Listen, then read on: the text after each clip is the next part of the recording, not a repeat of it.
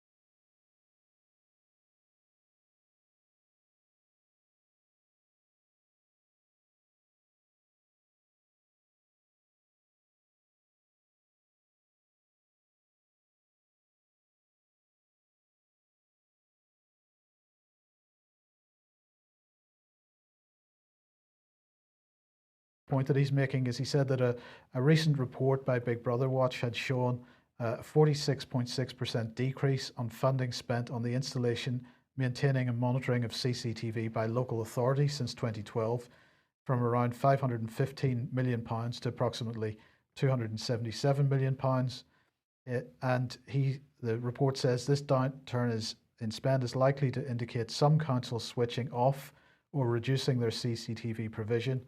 In 2015-16, towns such as Havant and Newbury have switched off schemes to save money, and Westminster Council has also questioned their role in the provision of monitored CCTV. And this, I think, is the key point, because what we're looking at there is the privatisation of this.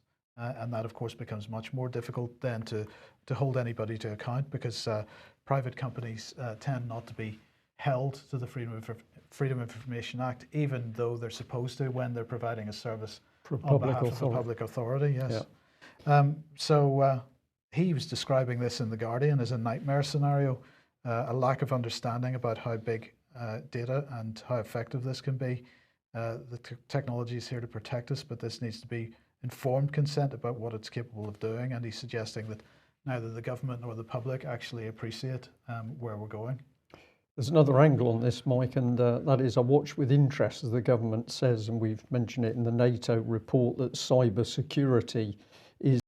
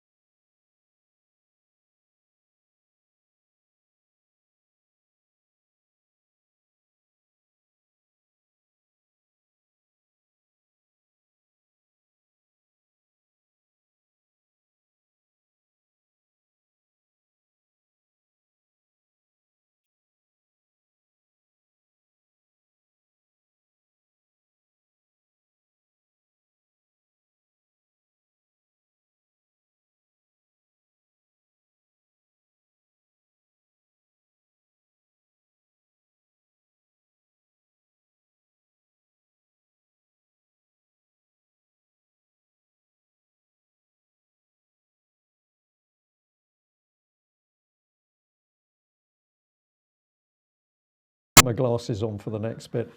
Now, we just bring this up on screen. You can freeze the screen to read it if you want, but we just want to say this is somebody taking really excellent action, and very simply. So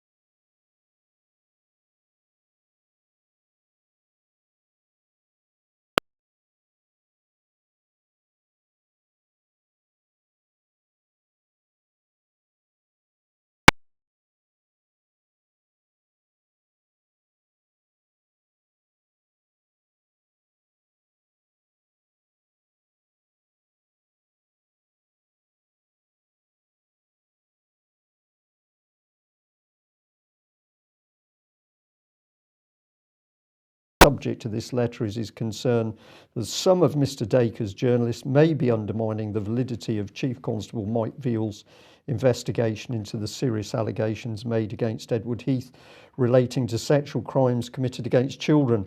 So what we've got here is a very concise email, which simply means that LBC will never be able to say they didn't know. I think this is a really powerful email. It shows what people can do when they've got the information in front of them, and we'll be fascinated to see, to hear what comes back from LBC.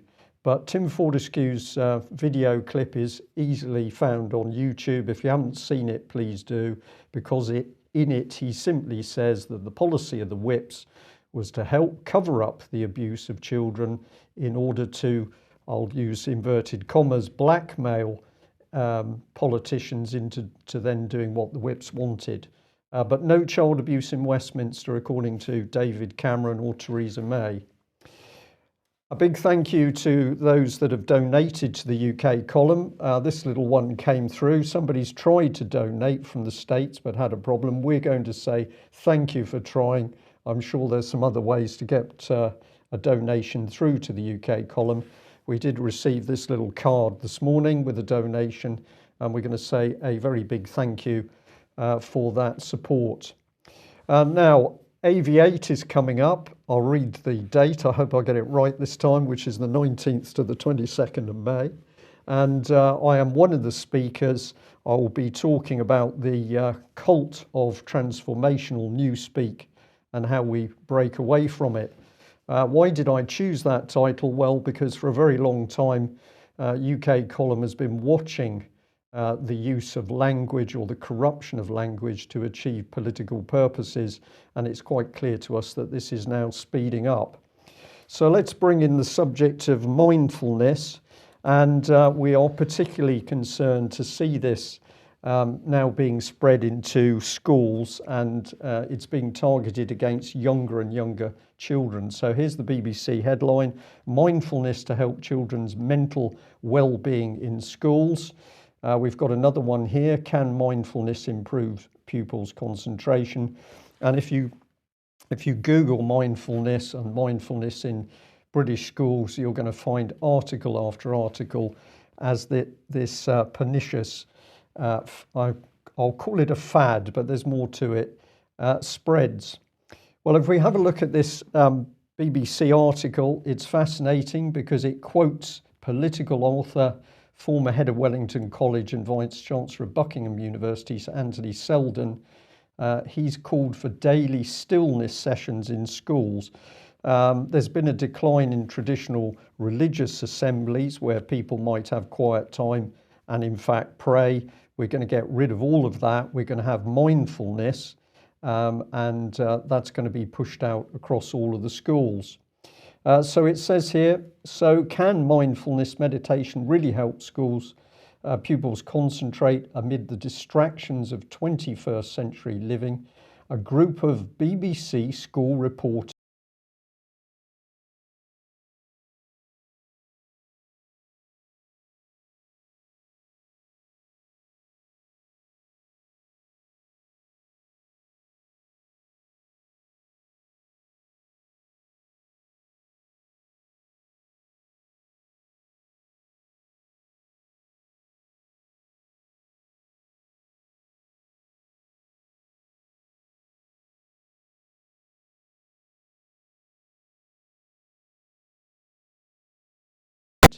but young 14-year-old students that the BBC is apparently trained as investigative journalists. And have they already been subject to mindfulness training?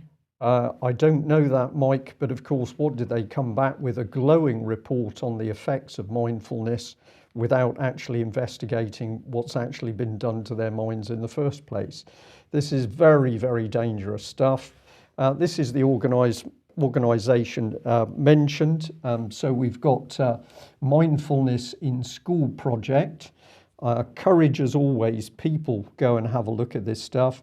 Board of Trustees here. Amanda Bailey is the lead coach. We'll come on to her in a moment. But what I was intrigued to see on the second half of this is it's Anthony Seldon himself. So in the BBC article, the BBC simply fails to declare that Anthony Seldon's got an interest in a key part of their report. So that's not Anthony Seldon's problem, that's the BBC's problem. But nevertheless, very deceptive, devious reporting by the BBC. So let's bring in the lady herself, Head of Coaching North. I think this is the right lady. Have a look at this report here, because There is page after page of the benefits of mindfulness, and of course it's labelling here that we're going back to Buddhist traditions 2,500 years ago. Well, that's very interesting. It says there, however, we should also remember that secular mindfulness has its roots in Buddhist traditions going back 2,500 years. But the fact of the matter is that the Buddhist community has absolutely raised concerns about the fact of secular mindfulness. They're saying that the mindfulness that they teach is rooted in Buddhist spiritual tradition, and that this is rooted in nothing and potentially quite dangerous. Potentially quite dangerous. I just noted in this lady's text here that it says there is still widespread confusion about mindfulness, what mindfulness is, and how it can be practiced. So we're introducing a practice about which there's widespread confusion. We're already introducing it into schools, and we have no idea what the real risks are to the children. We've emailed one of these organisations this morning to ask what due diligence they've done on the risks to the minds of children. We haven't had a reply yet. If we get a reply, of course, we will make that available to viewers. So if we come back to MISP, have a look, because they're now networked worldwide. So we've got links to the Czech Republic, the States, into Europe, into children's charities. This thing is spreading like wildfire. And I have to say, I originally thought this was a sort of generic marketing exercise which was spreading this mindfulness throughout the country. However, that's clearly not the case. So if we come back to that BBC report, what they flagged up is an all-party working group on mindfulness. And in the report, centre screen, we've got another number of areas that the government is recommending that we have to have mindfulness in health, we have to have it in education, we have to have it in the workplace, and we have to have it within the criminal and justice system. So basically, Mike, this is being driven through the community. There's been no open debate. I don't remember a debate in Westminster about the benefits and risks of mindfulness, but what we've got is this all-party parliamentary group which is simply pushing it into position. And what qualifications do people have that are pushing this into the health, education, workplace and criminal justice system? Well, at the moment I can find none, and of course if you get into what mindfulness really is, this is a mild form of cognitive therapy. We are very close to NLP. We can have a discussion as to whether it's NLP or not. We'll call it NLP Light, and this is being specifically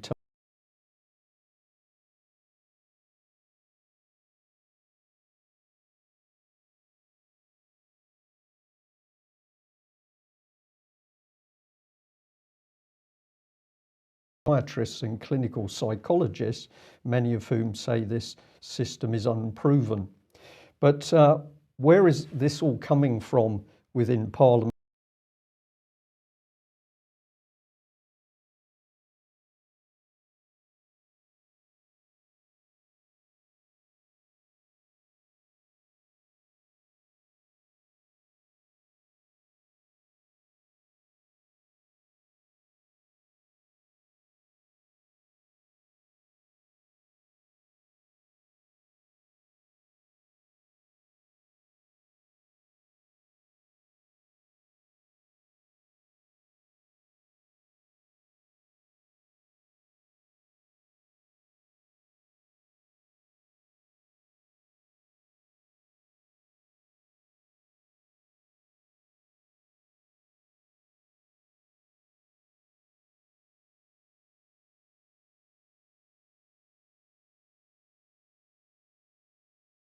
Program of mindfulness classes in Parliament attended to date by 115 parliamentarians and 80 of their staff. That possibly explains quite a lot, Brian. I believe, Mike, and I'm not joking, I believe that what we're seeing is when we encounter MPs who are making decisions which many of us would say This is not common sense. This is not a rational person speaking. Take local Plymouth MP Oliver Colville, who's suddenly talking about the fact that his mummy used to read him stories about hedgehogs, and he's now campaigning for hedgehogs. Something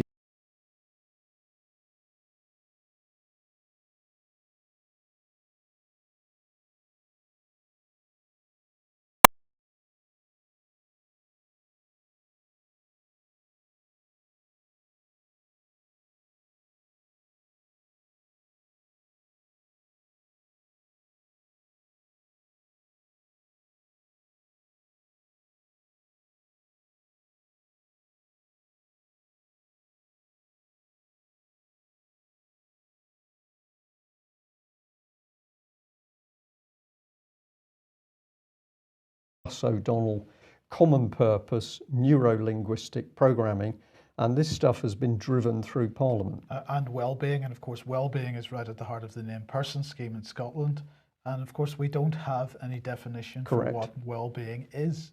What is well-being? I'm going to be mentioning well-being in a moment with regard to the National Citizen Service, but this is at the heart of policy, and what are we doing to people's minds in the meantime? I believe we are damaging people's minds. I believe we are damaging the minds of our children. Anybody who believes that application of politically controlled mindfulness, anybody who believes that is good, I think they are grossly mistaken. We need to look at the people who've decided that this is policy. We've got to look at the risks to our children, and parents in particular have got to stand up and be counted in saying, do we really want this to be going on in our schools? Now, if you haven't read it already, I'm going to encourage you to go onto the UK Column website, have a look for this article, From Magic to Madness, the government's NLP assault on our minds. We wrote this back in November 2015. There's a lot of there's a lot of detail of the damage that NLP is causing. And again, in this article, it's talking about NLP actually being given to members of Parliament and pushed through social services. Now, we've got a blue banner at the top of this. I'll just unfurl that banner, as it were, to show an ad which cropped up when I visited the UK Column website. And here it is, NLP Practitioner Training and Certification. This is Richard Bandler. Have a look at the origins of NLP, and it will quickly take you into connections with the CIA, Mossad, Israel, and indeed the murder of a lady. So there's some very dark stuff going on here, but this is the speed of Google picking up on what you're searching for, Mike. So I search on NLP mindfulness, the next minute, bang, The ads are up. The ads are up. And we'll leave you on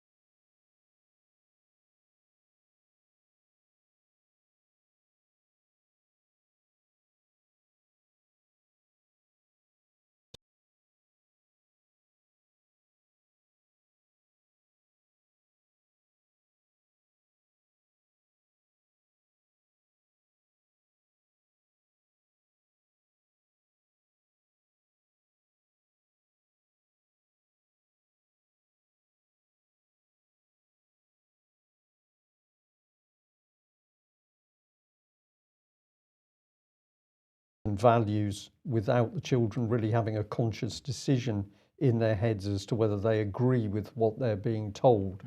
And well, the other one we need to mention is, of course, the Behavioural Insights team. So the British government set up this team of psychologists, applied psychologists, who eventually boasted that they had achieved the ability to change the way people thought, the way people behaved, and they were so confident in the success of these techniques that those techniques were sold to both the Americans and the Australians. So if you're not aware of this, Google Behavioural Insights team, and of course it started out within government, within the Cabinet Office, and then it then migrated sideways into a social community interest company or a social interest company.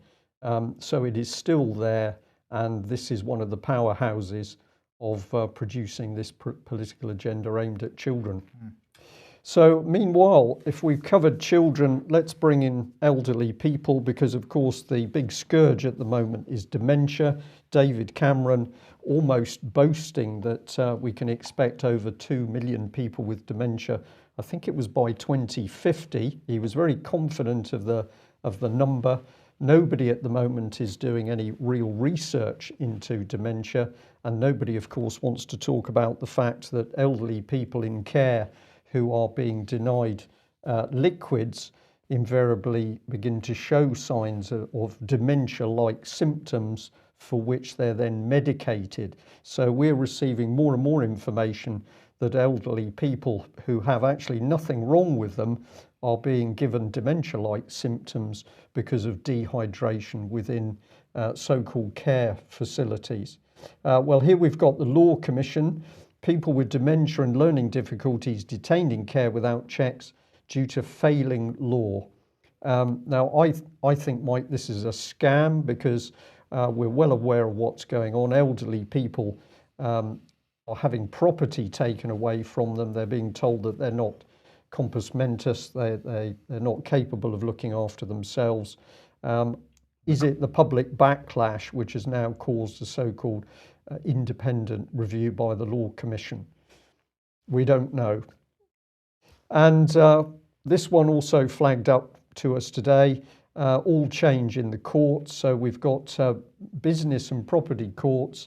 What are they saying? From June this year, the specialist civil courts are to be known as the Business and Property Courts of England and Wales.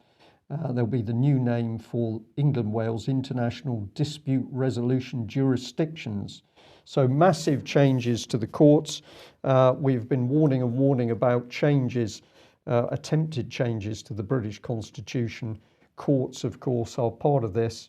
And where's this going, Mike? I almost sense that they're making the courts fully corporate organisations now. Absolutely. The Business and Property Courts will be the new name for England and Wales International Disputes Resolution Jurisdictions. Of course, the international dispute resolution schemes are the main parts of the free trade agreements that people don't like.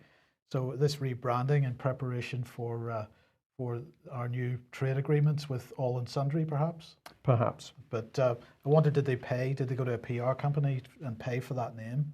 I don't know. If anybody can help us out with deeper research on that, we would be very grateful, because of course the justice system is one of the key areas that if we lose common law, if we lose proper courts and trial by jury, we simply have no justice left in this country. Absolutely. Well, bit of an amusing story here. This is Charlotte Hogg, who was the CTO of the Bank of England, then became Deputy Governor, and unfortunately she became Deputy Governor, 6-8 weeks ago, something like that. She's had to resign almost immediately because of a conflict of interest, it seems. She was brought up in front of the Treasury Select Committee, who declared that that her professional competence fell short of the standards required, and basically this is because that when she joined the bank in 2013 as Chief Operating Officer, that her brother Quentin was working in a senior strategy role at Barclays, but she set the bank's guidelines, which defined how people declare conflicts of interest. and this absolutely falls under the guidelines which she herself set. But she didn't declare that her brother was working for Barclays, and Barclays is a bank that the Bank of England regulates. And therefore, she's found herself in an untenable position and has had to resign. Can I just say, Mike, interesting headline, Hogg quits Bank of England incompetency row. This word competency came out of the European Union as far as I'm concerned. Yes. Is it about competency or is it about lying? I think it's about lying, but they said it's about professional competence. But anyway, I think I agree with you, it's about lying. What did Mark Carney say? I deeply regret that Charlotte Hogg has chosen to resign from the Bank of England. Right. So there you go. Is Charlotte Hogg part of the Hogg politician family? Not that I'm aware of, but it's a Okay. good question. All right. I won't mention piggies at all. We'll end on this one from our local paper, the Plymouth Herald. A cuddly picture there of a man with his owl. BBC accused of double standards over censure of freelance contributors. Now, BBC and double standards, surely not possible. Not Wouldn't have thought possible. so, I no. nearly didn't read this because, of course, we're only supposed to be supporting hedgehogs in Plymouth, but I thought an owl article. So this was a key part of it. Despite regular complaints about Mr. Packham, the gentleman left, using his BBC licence fee funded position to attack people in the countryside, that means verbally attack, he has so far escaped censure. The argument put forward after he branded farmers and country sports followers the Nasty Brigade in an edition of BBC Countryfile magazine was that Mr. Packham was a freelance contributor, not a BBC employee. So that's pretty straightforward. So bring in the next bit. But an allegation of double standards has now been levelled at the corporation after they took a rather different approach with another freelance BBC presenter. BBC Radio 4 Woman's Hour host Jenny Murray was sanctioned for publishing an article in the Sunday Times about transgender people. She wrote, "Be trans, be proud, but don't call yourself a real woman." So where did this take us? Well, this is the BBC response. Responding to criticism of Miss Murray's comments, a BBC spokesperson said Jenny Murray is a freelance journalist and these were her own views. However, we've reminded her that the presenters should remain impartial on controversial topics covered by BBC programmes. So there's indeed double standards there. But if we get to the heart of what's going on here, the Herald fails to pick up on the true agenda, which is the BBC bias in favour of the transsexual agenda and against those who dare to challenge it. And we will say that the BBC is striving for heteronormativity and transhumanism. So if somebody is listening to us today within the transgender community, we will say you also need to get researching, because where the BBC is going is that really we don't want people.